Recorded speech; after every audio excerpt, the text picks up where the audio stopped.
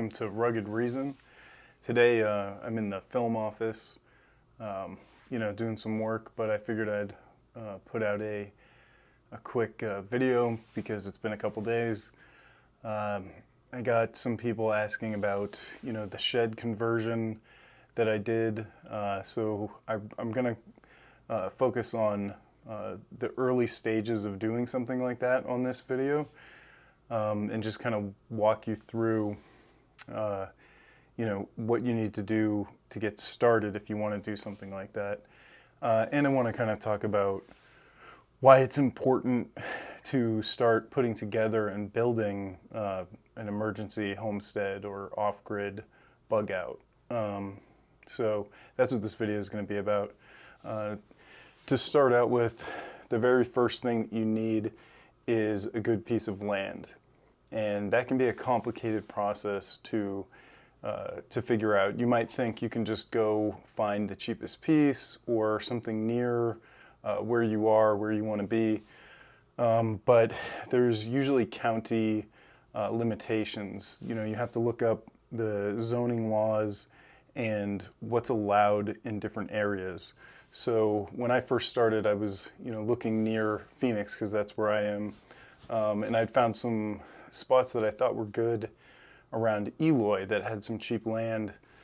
But what I discovered was, there were regulations about, some of the land being in flood zones and things like that, but also you're not allowed to occupy the land or camp on it or do basically anything with it besides go and look at it until you have a legitimate building plan with the city set up, basically paying a lot of money to do a legit build on the land, and that can, that could cost $50,000, $100,000, and if you're trying to do this affordably, that's just cost prohibitive. So the first thing I would do, what I would recommend, regardless of what city or state you're in, is figure out what the counties are around your county. Know what your county is and your regulations, because you might be somewhere where you could do something like this and just get a piece of land that is near you. But yeah, the first thing to do is figure out what counties there are and then research which counties have zoning regulations that's going to allow for putting a building on a piece of land or camping there or having an RV there. What I ended up doing was getting a piece of agricultural zoned land. You're allowed to farm there, have livestock, but you also can camp there or have a RV there for up to 29 days. If you want to stay the entire year, consecutively, you're required to install a septic system or some sort of approved waste system. So again, you have to identify the county and the zoning that is going to allow you to put a building on it. Now, because the sheds are arguably not living spaces and they're also portable, you can skate through a couple of the regulations about having placing a house, essentially, because a lot of times they want you to apply for permits and all these things if you're doing building the traditional way. But portable buildings are a little different, and then also because it's a shed and it's not converted when you're putting it there, it's basically just like a shed to hold tools, arguably. So it doesn't fall under the same regulations as like a house would in terms of having a certificate of occupancy, which I do recommend getting if you go through the entire conversion process.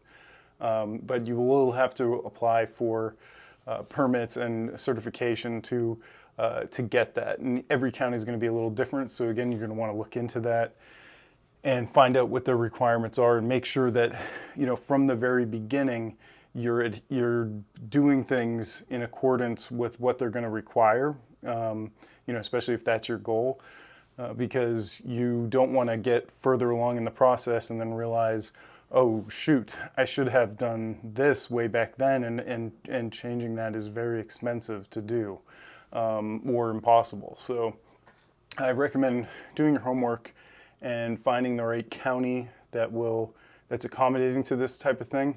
Then you're going to want to do, look for affordable land that is within a county that fits that description. So what I ended up using was a website called LandWatch, but there's quite a few places that you can buy land online. And what I recommend doing is buying directly from a seller and doing what's called carryback, or basically owner financing. So one of the things that people think about doing something like building an off-grid homestead or having land is that they can't afford to buy the land.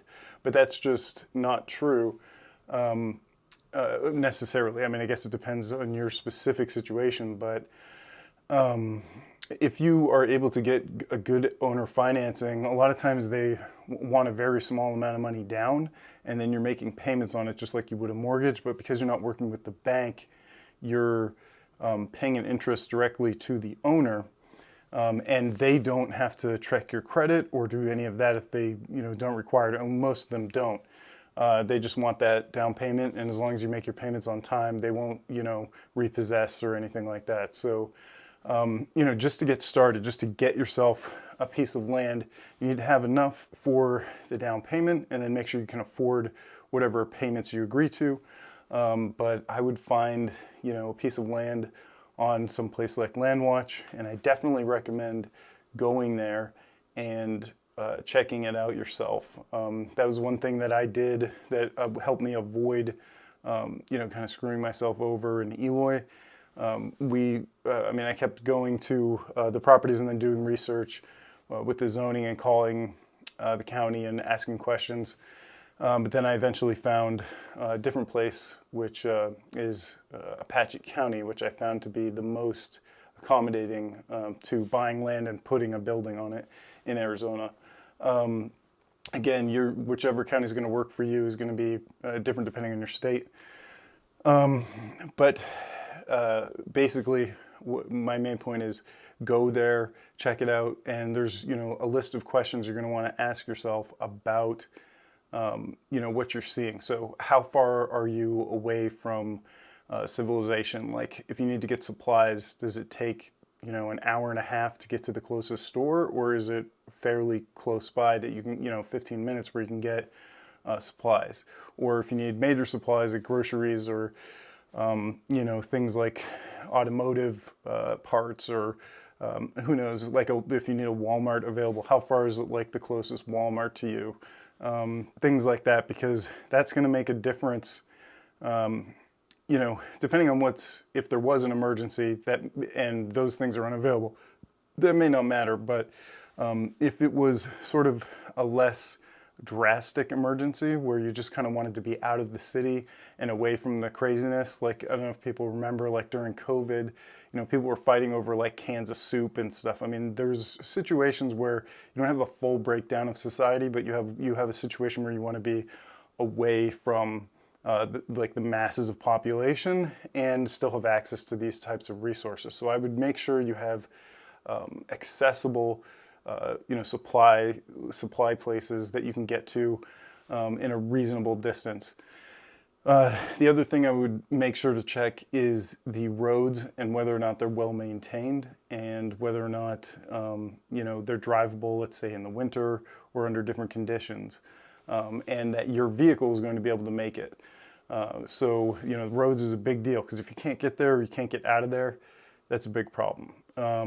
So check the roads, check the available stores nearby, and just check the land itself. You're going to want to look.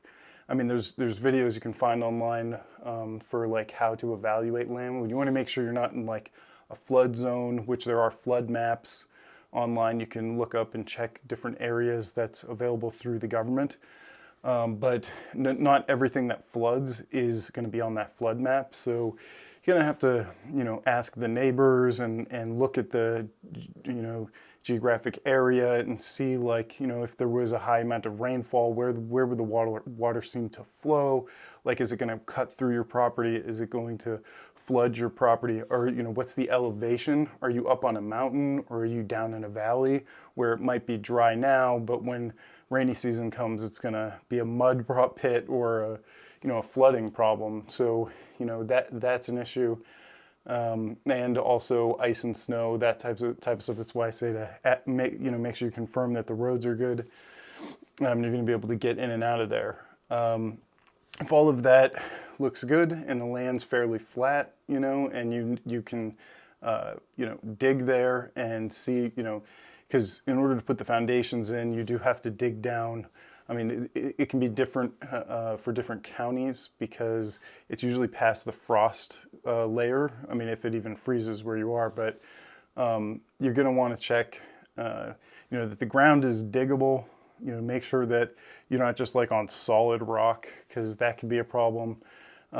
It's also, if you're planning on putting a septic system there, where you're going to have to dig into the ground to put septic in, you can get a perk test. Those can be expensive, but if you want to go fully, certificate of occupancy and essentially do a tiny house conversion and get turn it into a residence, then you're going to want to make sure that you can put a septic system there. So you could pay for a perk test, could look up the other lots that are around you, and see if anybody else has gotten a perk test and if theirs was approved and they put in septic tanks, or talk to the neighbors, because generally the land nearby is going to have similar qualities to that piece, and I can't guarantee it's going to be able to perk or able to put a septic system in, but it saves you money rather than paying like the $800 or $1,000 to have that done officially. Just kind of eyeball it essentially and get as much information as you can about it. But again, owner financing and using these land sites, doing your research, going there. And I'm not going to be able to give you all the questions and things you should check. I would really kind of make your own list and watch a bunch of videos on YouTube, for how to evaluate, things to look for, and make sure you just don't miss anything, and you're doing your homework and find the best piece of land at a good price also. I mean, compare your options, and sometimes land is listed for sale that you might see on what's it called? Zillow or land sites, and it won't be listed as carryback or owner financing, but if you ask, sometimes they will do it. They'll just require a certain down payment, and then you have to negotiate the terms of the owner financing. The ones who do offer it, they're usually pretty familiar with it, so they already have contracts, and they have reasonable terms that will be 5 years with a certain interest rate, and they'll send you all the information because they really know what they're doing. So I would say it's almost easier to work with those people because they will provide you everything that you need to kind of show ownership.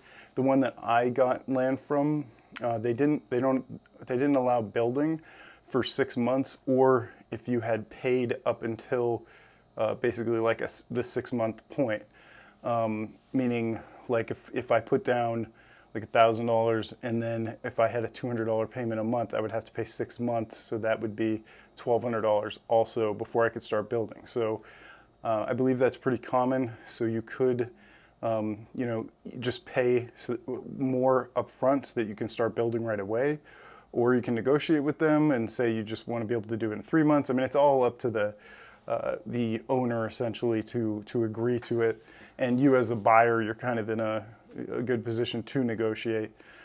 But assuming you find the land, you've done your homework, and you're able to get the financing, and you put your down payment, and then you can build, then you need to, the very first step is to put in a foundation. Now, I'm going to go into much more depth into, constructing foundations, what's required, what's a minimum requirement, and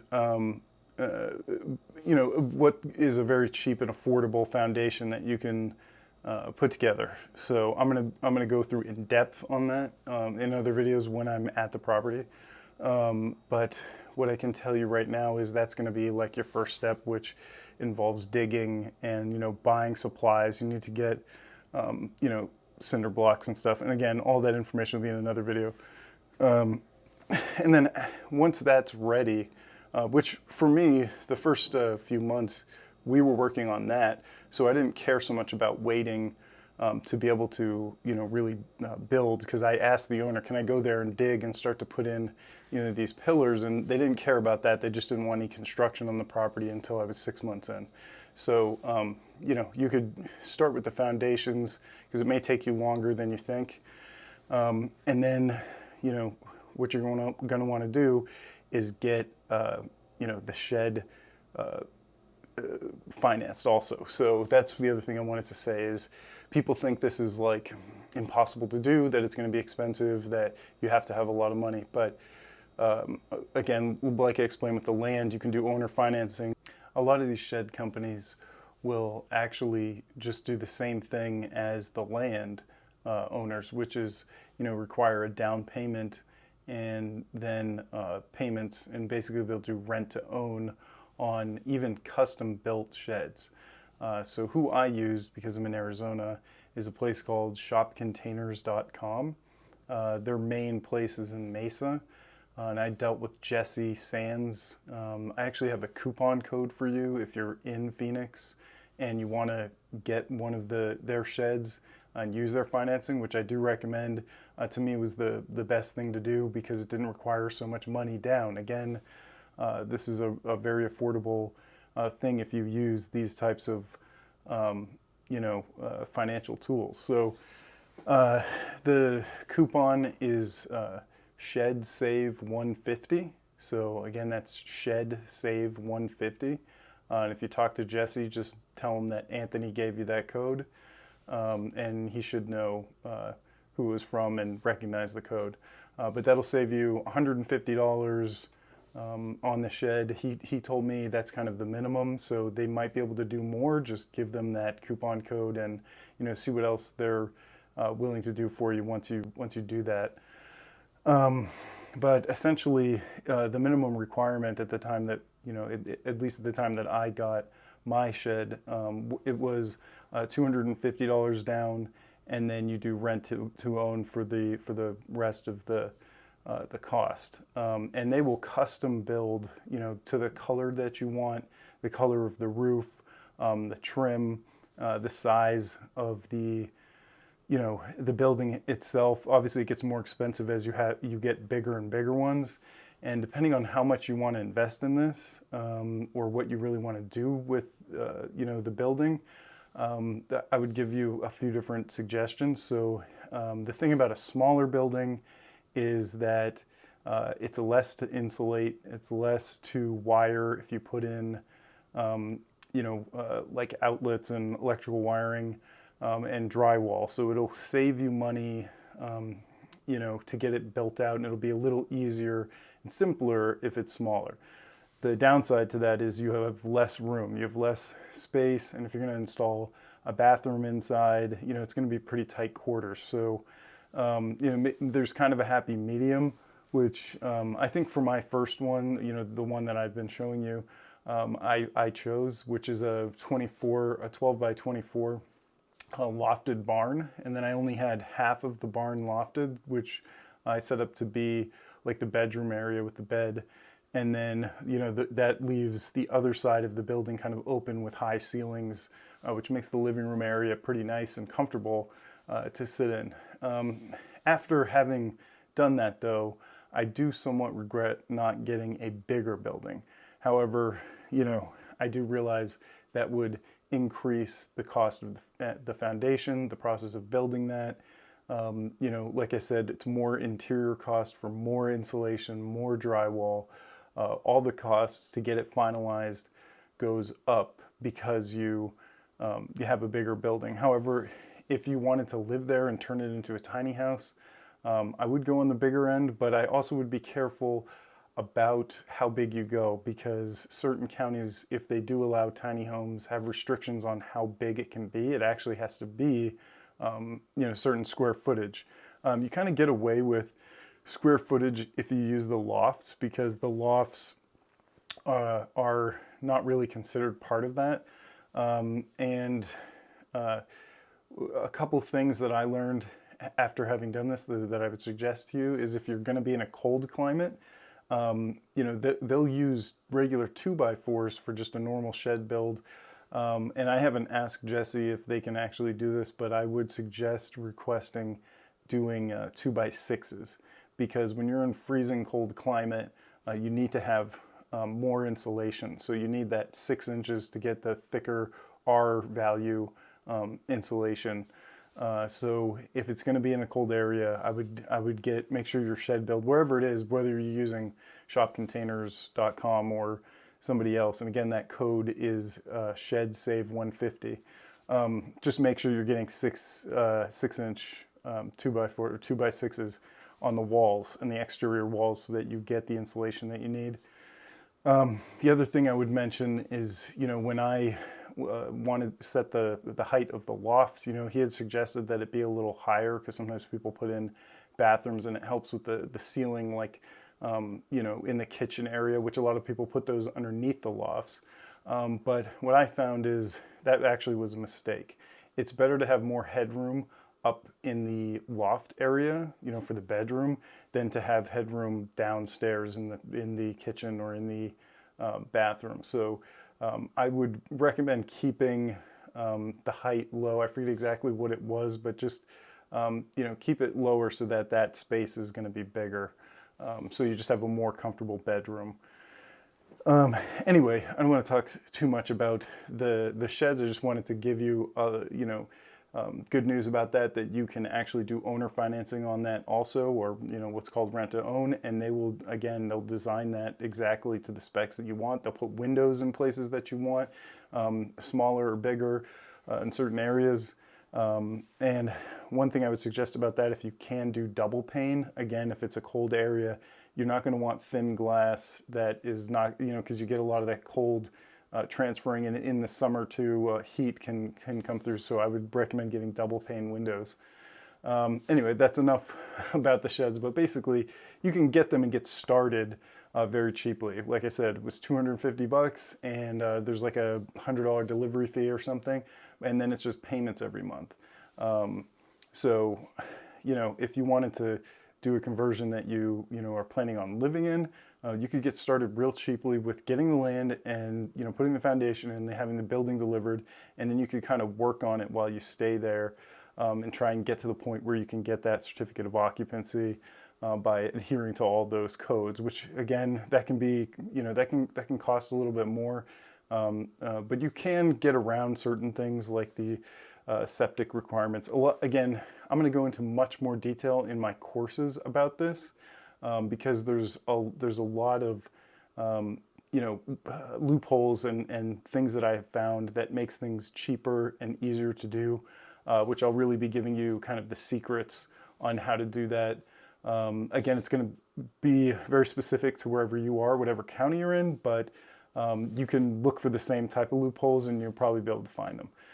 So the course isn't ready yet, but it will be. And again, I'm going to go through details, and I'll have PDFs and printouts where you can kind of look at the text if you learn better that way.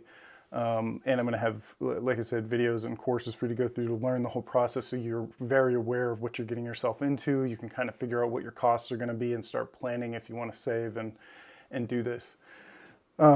So outside of the sheds and the initial process, which is really what I wanted to give you in this video, which I think I've done, I want to talk about kind of the reasons you might want to build something like this. One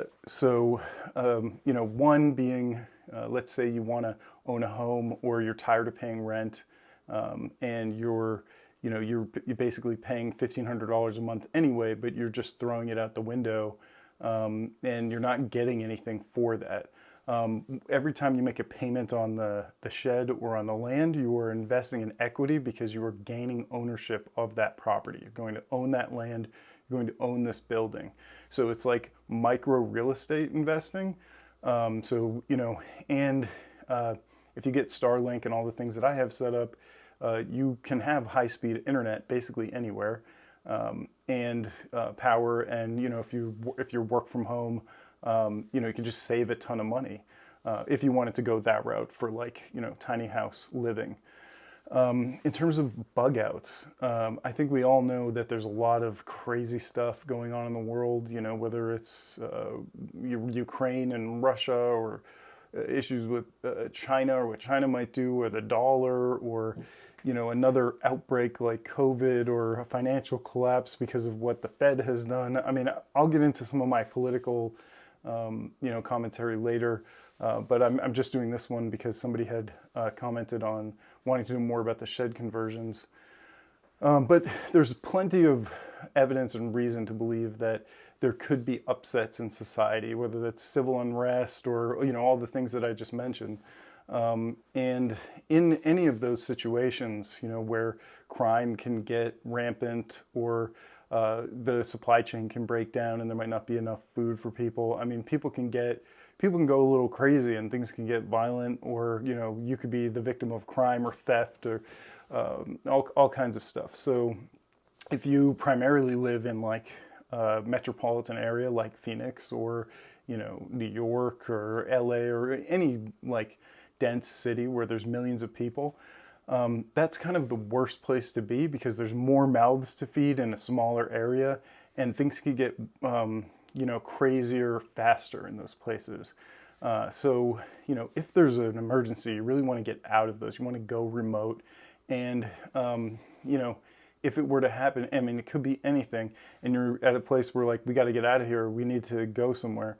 It's smart to have a place already set up to go to. And if you can do it affordably, like a lot of people who make, you know, decent amount of money, or a decent amount of money, they could build one of these, you know, with minimal, you know, expense to themselves, and have this thing constructed and ready and waiting, and you can load it up with, you know, food storage, generator.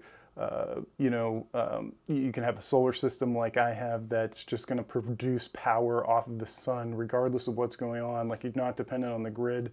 There's a lot of ways you can grow food. You could build a chicken coop and have that ready, and then when you go pick up some chickens and start, you know, basically raising chickens so that you can get eggs, or meat birds for, you know, chicken itself.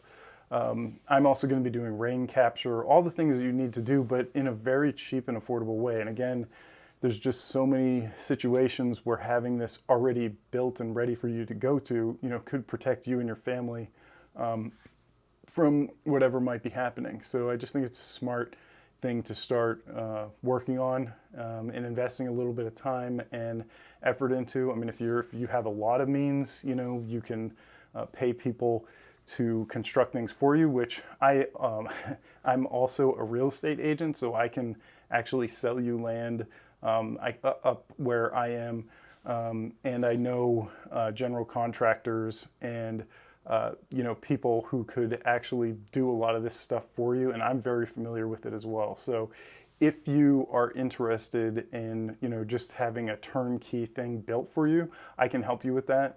Just reach out to me directly, or, you know, leave something in the comments asking about it, and I'll reach out to you. Anyway, that's basically it. That's the starting point. You know, you got to get the land, you got to start putting your foundation in, and then get the building. The rest of the conversion information I'll be putting up. Again, that shed code is SHEDSAVE150, and that's through shopcontainers.com, and I recommend talking to Jesse Sands. So this is Rugged Reason. Stay rugged and keep your reason. Thank you. That's it.